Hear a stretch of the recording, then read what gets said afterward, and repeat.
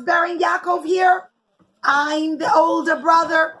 And even though they said, well, there's a document that says that you sold the birthright to Yaakov and that you're not the older brother anymore who serves in the Bet HaMikdash. Yaakov is. And Esav says, well, I don't know anything about it. Where's the document? And they said, well, it's in Egypt. We left it in Egypt. He says, well, you're just making up nonsense. I'm not letting you bury Yaakov here. Now, children, it was a big embarrassment. All the big leaders of the Jewish people were there. And hours were passing. And Yaakov wasn't being buried. And they said, oh, what's taking so long? What's happening? I don't know. Oh my gosh, so embarrassing. I know. It's such a disrespect to Yaakov's body that it's not getting buried. I know. So strange that the brothers are not burying Yaakov. And children, they didn't know what to do. And they said, you know what? Naphtali was blessed to be able to run very fast, like a deer. We'll send him back to run very quickly back to Egypt and find the document and bring it back. So Naphtali runs really, really fast. He can run like a car, like really fast. But children, it still took him time. And it was, the sun was beating and everybody was outside standing around doing nothing, just holding their shovels in their hands and not burying Yaakov. And there was one boy, he was deaf, children. His name was Hushim ben Dan.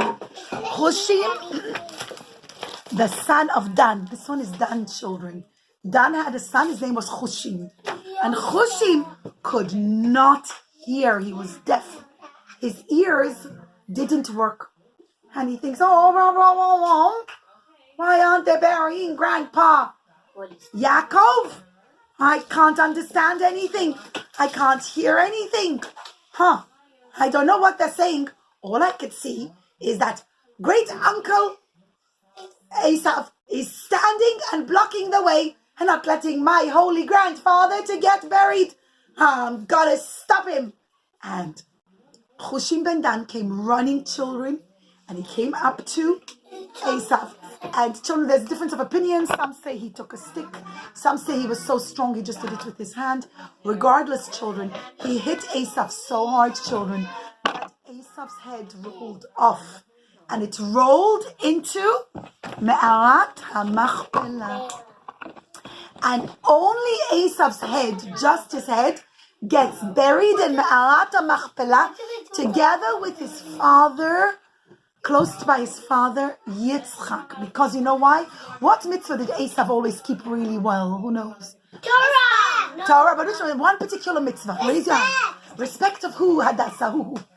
Of his? Who? Father. That's right. In Hebrew, how do we say that mitzvah? Kibud? Hey! Excellent. Kibud Avayim. So because he kept Kibud Avayim, Esav's head, only his head gets buried in Me'arat HaMachpelah. And children, we're told Hushim ben Dan did the right thing. It was a big, big shame and a disrespect for Yaakov's body to be left out so many hours not being buried. But you know why Hushim ben Dan knew to do the right thing? And all the other tzaddikim didn't know?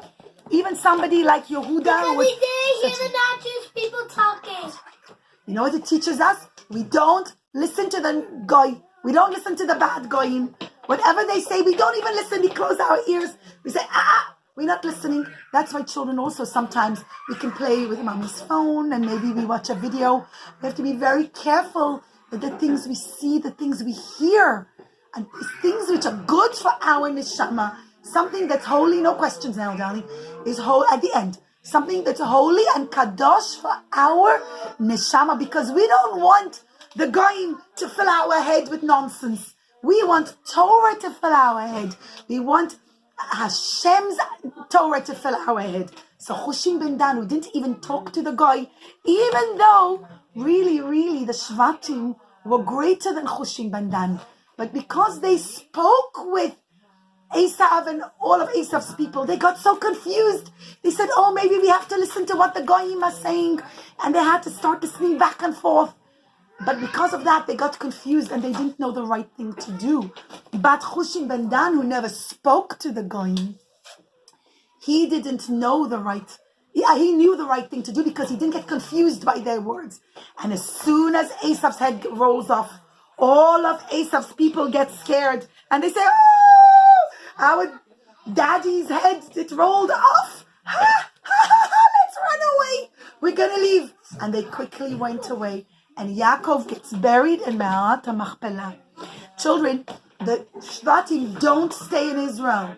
They go back again to where? To Egypt. And even though children Yaakov wasn't alive anymore, Yosef continues to take very good care of his brothers. And even though they weren't nice to him when he was a young boy, when he was 17 years old, remember they sold him? They throw him into a pit and he gets sold.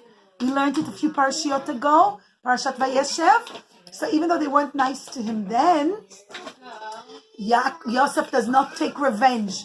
And instead, he takes very good care of his brothers. And he lets them live in the land of Egypt. Now let's finish the parasha by saying, say after me, say Chazak, Chazak, Venit, Chazak.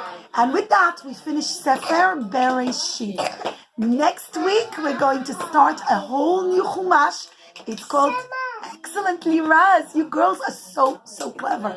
You listen to your Mower so nicely. I'm so impressed. And in Shemot, we're going to learn a whole new story. The Jewish people will still be in the land of, not the land of Israel, the land of Egypt. And we'll learn how they become slaves to King Paro. You all listened really well, girls, even though it was such a long parasha.